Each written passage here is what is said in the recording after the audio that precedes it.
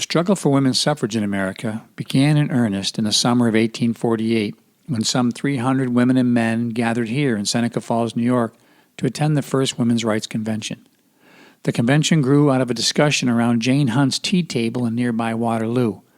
The 5 women gathered there, Elizabeth Cady Stanton, Lucretia Mott, Martha Wright, Jane Hunt, and Mary Ann McClintock, had decided that it was time women in America stood up and demanded equal rights in political, economic, and religious life.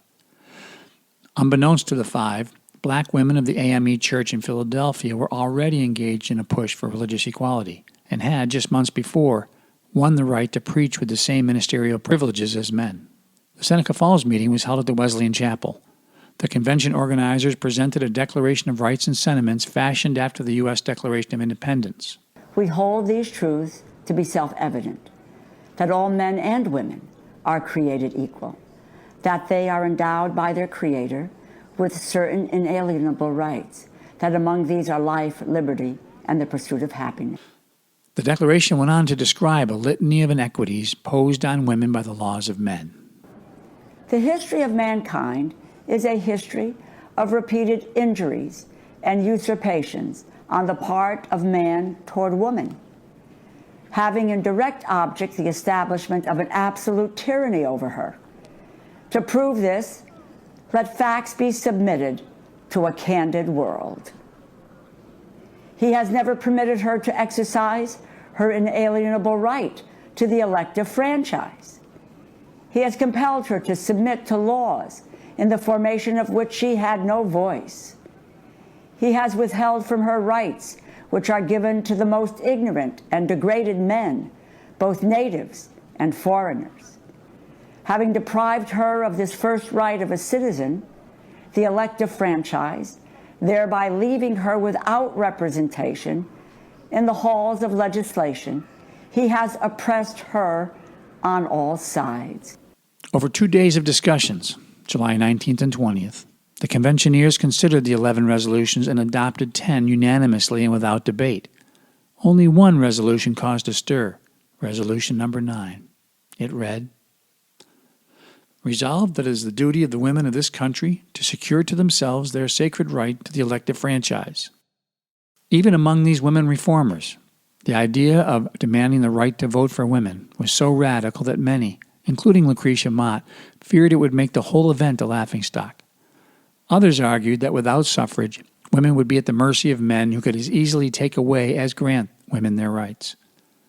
While no black women are reported to have attended, there was one black man in attendance, the publisher and orator Frederick Douglass. Douglass stood with Stanton and argued that suffrage was the one right that would empower women to gain and keep all the others.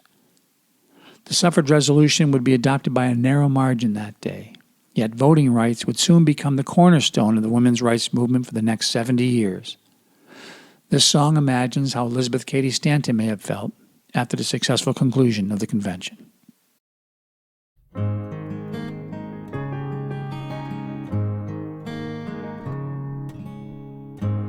Isn't it wonderful? Isn't it grand? We made a statement. We took a stand.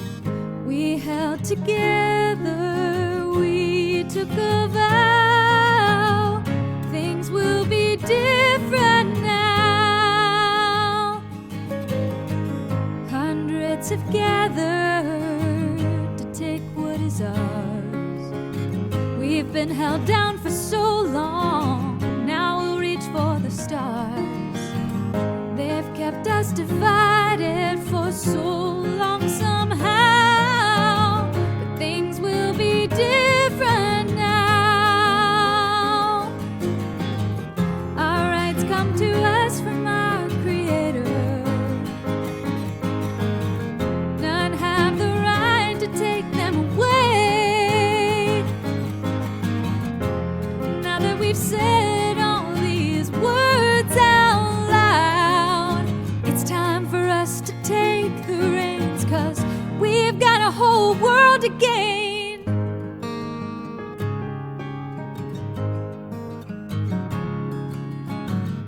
We joined our voices, women and men. Can we make history? history with the stroke of a pen. Our fathers before us, they showed us how things will be different now. It's time for some organized resistance. We'll hold on to tradition no more. It's easy to see we've only our chains to lose. There'll be struggle, there'll be pain, but we've got a whole world to gain.